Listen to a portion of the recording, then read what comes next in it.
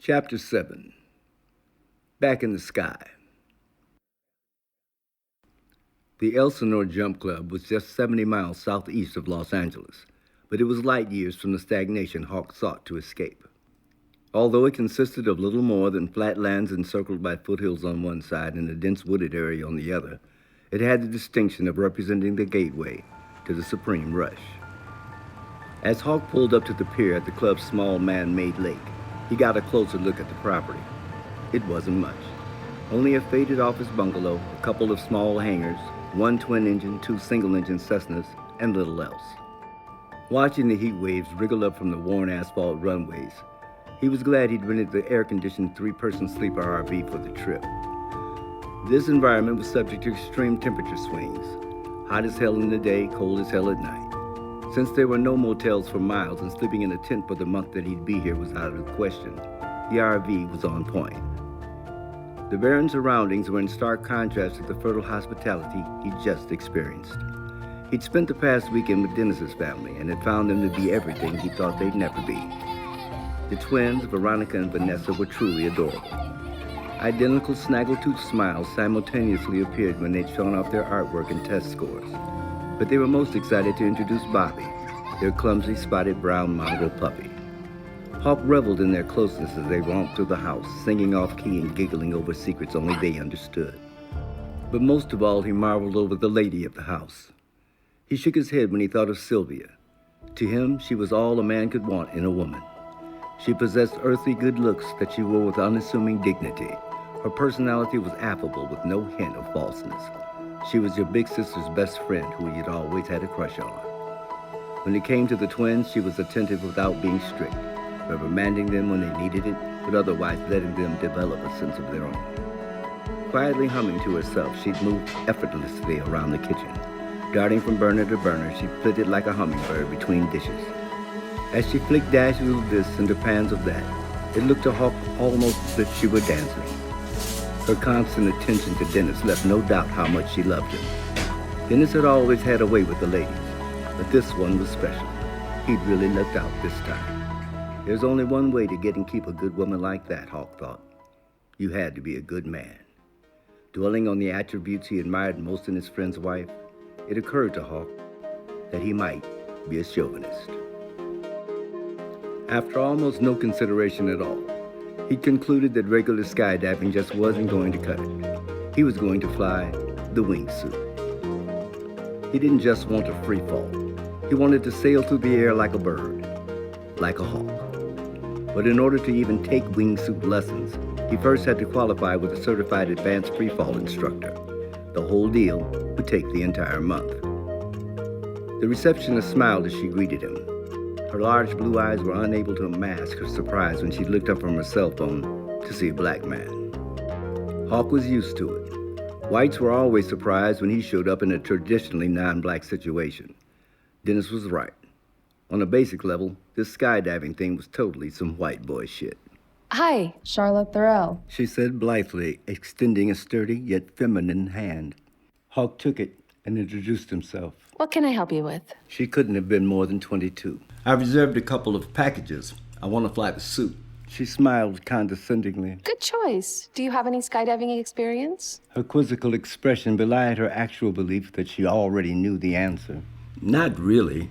She nodded knowingly and was checking the computer for his reservation when he casually added, I flew fighter jets for the Marines, but I never had to get out of one.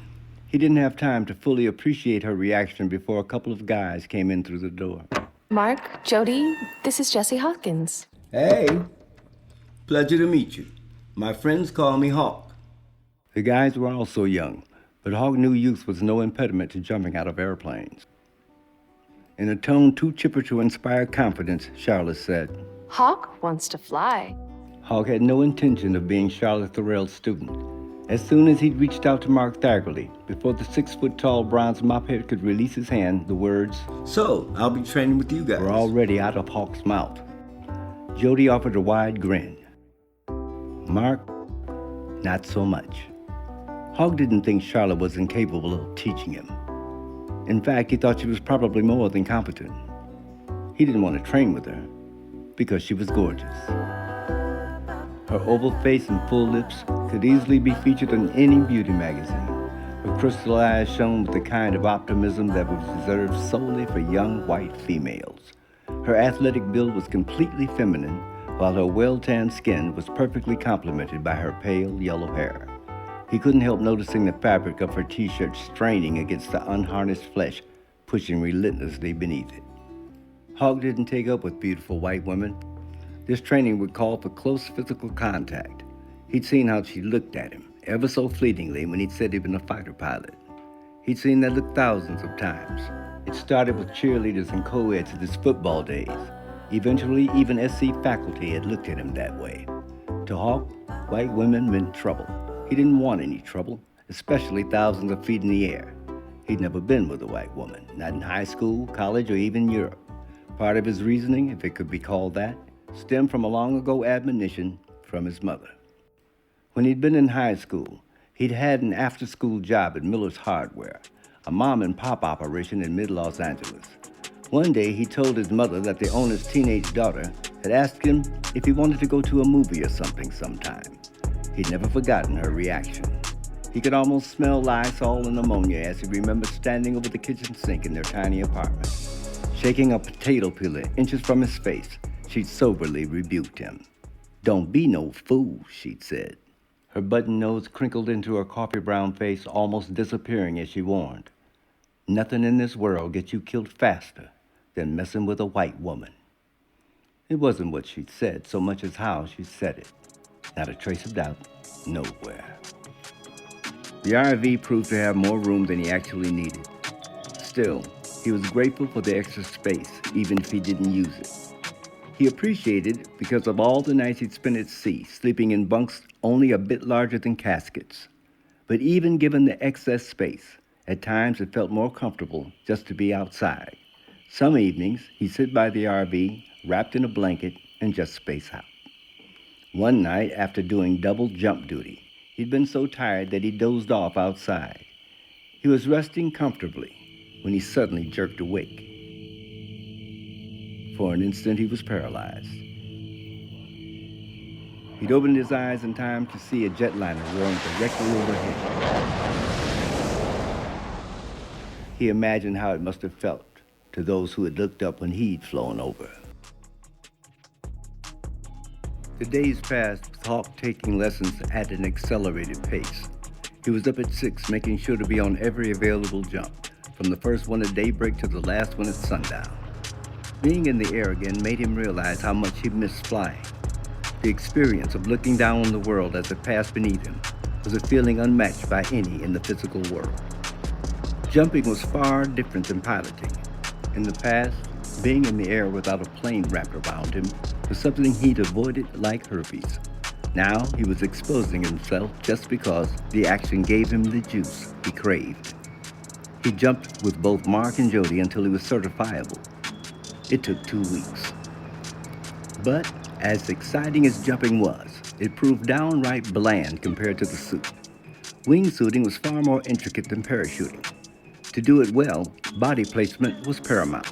The slightest movement of the head or shoulders made a big difference in trajectory and speed. The pilot manipulated the flight characteristics by changing the shape of the torso, de-arching, rolling the shoulders, and adjusting the tension of the suit fabric. Hawk's advantage was his excellent body awareness.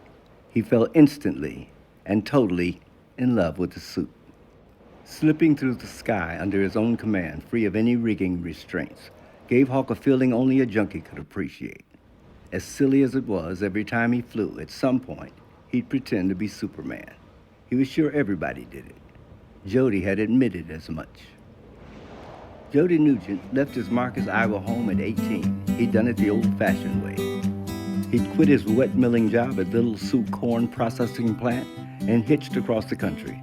He supported himself by doing odd jobs along the way. If he liked a place, he'd stay a week or two.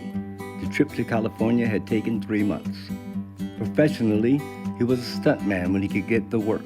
He enjoyed falling off high rises and sprinting in and out of burning structures. Hawk got on better with Jody than Mark. It would be disingenuous to say that Jody didn't see color. He did. Everybody does. It just wasn't a factor in his dealings with Hawk. Not that Mark was in any way overtly unfriendly. He was just more circumspect in their non-professional exchanges. Hawk sensed that he'd done too well, too quickly, too easily for Mark's liking. But Mark's attitude didn't affect Hawk's concentration. He dealt with people who couldn't clean his cleats for as long as he could remember. He knew Mark was aware of his military background and suspected he got a kick out of giving him orders. But even if that were true, he couldn't have gotten much satisfaction from seeing his instructions executed almost effortlessly. It's generally accepted that wingsuiting adds an advanced degree of complexity to skydiving, but Hawk was a natural. He'd perfected maneuvers in days that had taken others months to master. At certification, Mark Thaggerly's congratulations were accompanied by a smile that never quite reached his eyes. The month passed quicker than Hawk had realized, and even though he wasn't ready, it was time to get back to the real world. It was just past sunup as he checked the RV's fluids when he heard a commotion down by the pier. A small group was watching a man standing on what looked like a flying skateboard glide above the lake from one end to the other. Hawk Drunk ran to the pier. What in the world? He panted to a fudgy man in a floppy hat. It's called Flyboard Air. Read about it in PolitiFact. It's crazy. The pilot, who wore only a small pack on his back and a helmet, was using a single visible control to manipulate the platform. He slowly spun the board 360 degrees while making an arcing 45-degree bank turn. As he came out of the turn, he leaned forward, pushing the board out in front of himself, bringing the craft to a stop. For a moment, he hovered in place. From a height of 20 feet, the device's miniature turbojets caused the lake below to swirl in tiny rotor-wash eddies. Adjusting the controls, the pilot spiraled upward to 40 feet, leaning forward on the platform and throttling up. He effortlessly reached 35 knots before braking again. Noting the ease of the craft's acceleration, Hawk figured it could go much faster.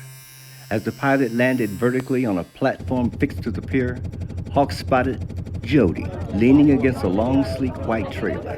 The words Zapata Racing were emblazoned on its side. He sprinted to him. You see that? It's something, right? The guy's name is Frankie Zapata, French dude. He's training to set an altitude record. Thought he could keep a lower profile by practicing here. Judging from all these people, I'd say his profile was pretty high. You can't keep something like this a complete secret.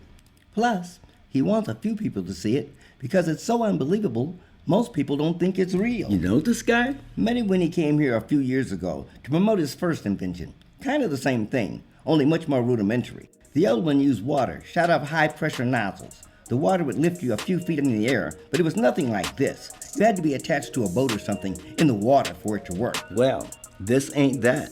How does it work? It has 6 engines, 4 turbo reactors inside the platform, put out 250 horses each.